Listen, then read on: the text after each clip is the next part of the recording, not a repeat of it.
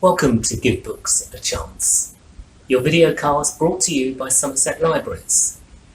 During Libraries Week, we have been visiting your local library and giving books some love. There may be some books on the bottom shelf that may never have been borrowed before, sitting there unloved, waiting for you to choose them.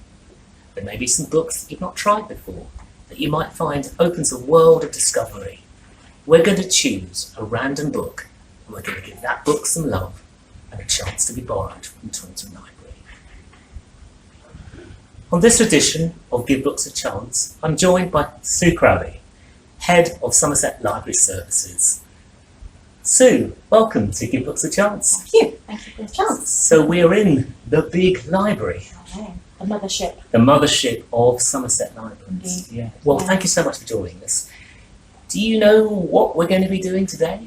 I have a vague idea of what you're likely to be doing today, yes. So I've seen some of the other ones. Yes. In terms of books, what books do you normally go for when you have a chance and some time to read? I think, I'm of a generation that grew up with authors like C.S. Lewis and Susan Cooper and Anne Garfield and Tolkien, of course. So, yes, fantasy type stories has always been the area I've sort of leaned towards the most.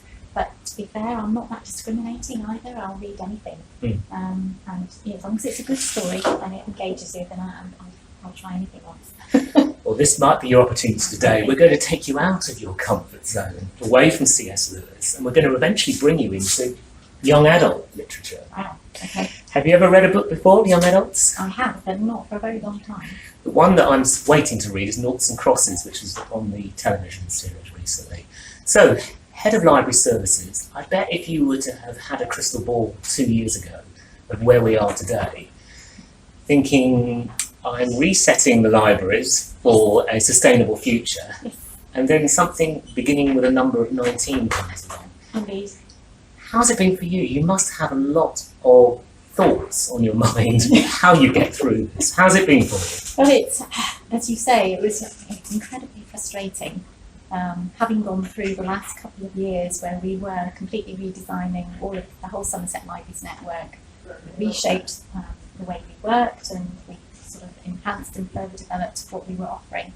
And then this happens, just as we were actually emerging the other side of all of that, ready to kind of consolidate where we were, pick ourselves back up again, and had some really good, strong ideas that we wanted to take forward. And now all of that is kind of paused.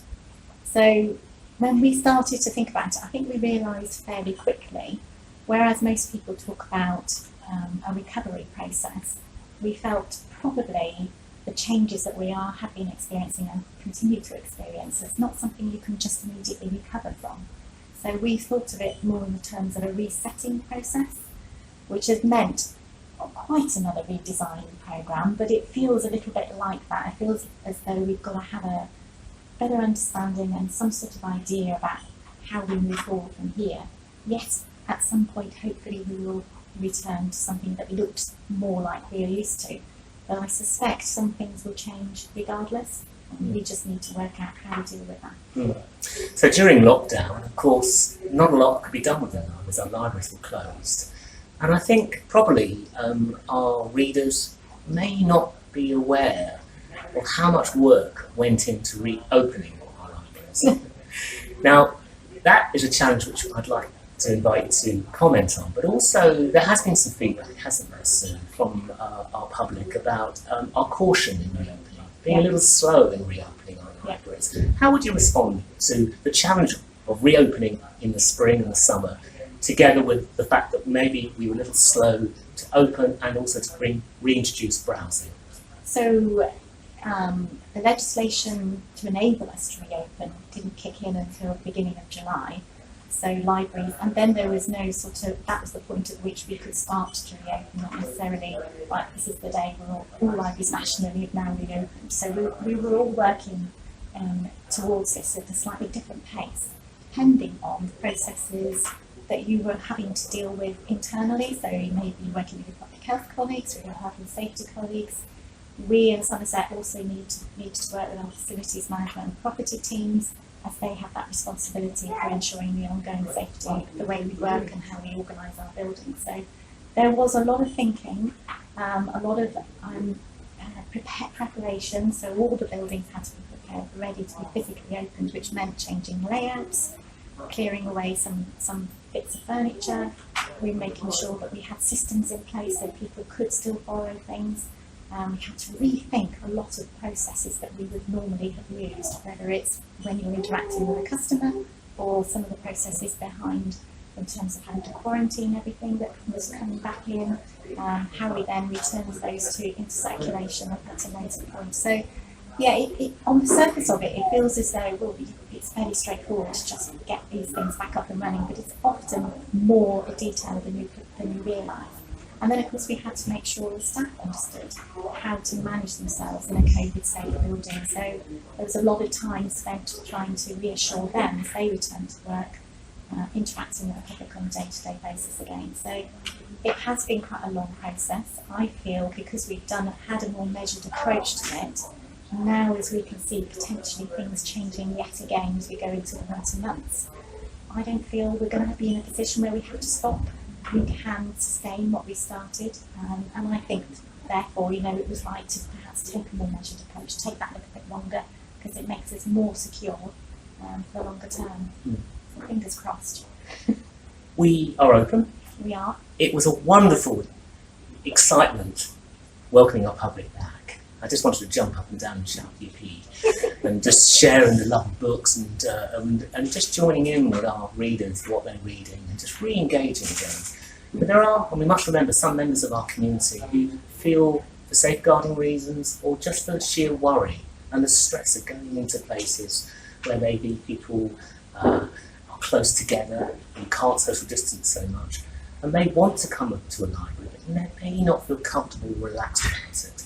Yeah. What do you say to those readers in terms of helping them consider returning to a library when they feel ready to come in and feel safe to come in? I think, you can't really see around us today, but if you were to look at the building where we are now, it feels very safe, it feels very calm, it's very clearly laid out, and we've got an opportunity perhaps to just take a deep breath and enjoy the experience. It isn't crowded, it isn't overwhelmed with lots of different things happening, it is quite straightforward to use, and I think understanding that some of us are very nervous about returning, not quite sure how it's going to look. We have had several people comment how safe they do feel visiting a library has been, so take heart from that. And if you do feel uncomfortable still about coming in and browsing the shelves yourself, we still have this library choice service available, so the staff are very happy to continue to choose your books for you if that's how you prefer to do it. So plus we have been working very closely with Royal Voluntary Service to maintain the home library service, so if for one reason or another it's difficult for people to come back out again, then get in touch with us, give us a call, and we can hopefully signpost them to a different way of being able to use the service. We were all at home. I was really enjoying using the cloud library for our e-books. We had lots, and you could then put so many books on one small tablet. There's also our audio books, and then Somerset Libraries introduced newspapers, and we had even some opera and family history as well. Yeah. Is there one digital resource that maybe Somerset Libraries needs a good benefactor to supply us with some extra pound notes, as it were, that you would have liked to have had if it was in affordability? Well, when we, at the peak of demand, all our collections just got hammered. So suddenly we went right down and found, the availability levels had been significantly reduced. So we were only about 5-10% availability of all the titles in our audio and ebook collections, for example. So because we're part of the Libraries West Consortium, so it is a consortium service and a consortium offer, so we all were able to contribute a bit more to try and improve that position, which we have done.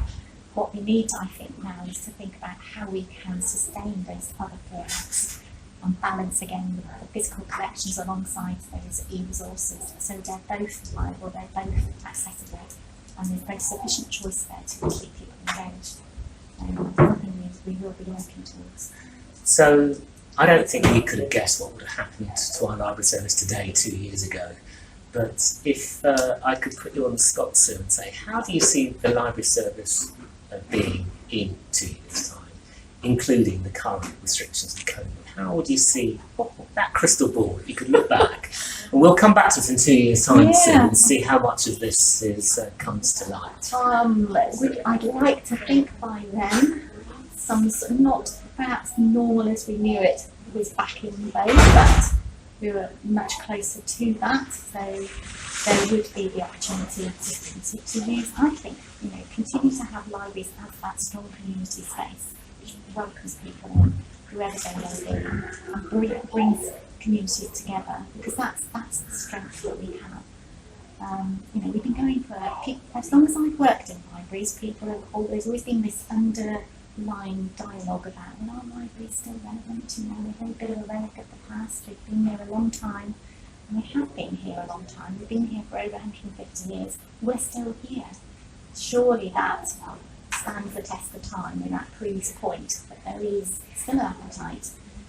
Nationally, people do still use libraries very effectively, and I think it would be too soon to suggest that this whole episode has changed that. So I think I'm hopeful. I think we will return to something that feels much more vibrant and a lot more accessible, and we will come back to that position. It may not be quite in the same way that we used to, but I think with a bit of creativity and imagination, we'll get close to it. I think it's time for giving books a chance. Are you up for the challenge? Indeed. So we've chosen young adults, and I'd like you to choose a number between 1 and 6, please. I'll go 4. Great. And I would like you to choose a number from 1 and 6. 3. 4 and 3. And from left to right, between 0 and 10. 10. So let's just do that. So the first number was 6.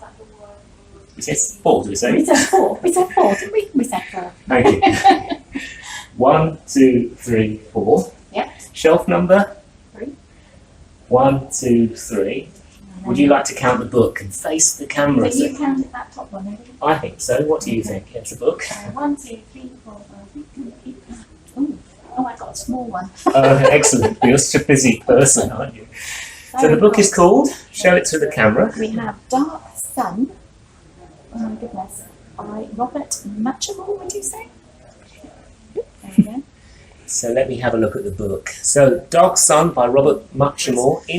It's the last day of term. Oh, 3 lads are clearing out their lockers, organising a sleepover and hatching a plan to spatter someone with some rancid coleslaw. I think we need a well-being book after this, Sue. Here is your challenge, and I would love to invite you back to Librarycast, our libraries podcast, to review the book. Indeed. No, yes, I look forward to it. It'll be a whole new experience. Sue Crowley, Head of Library Service, thank you for joining us on Give Books a Chance. Thank you.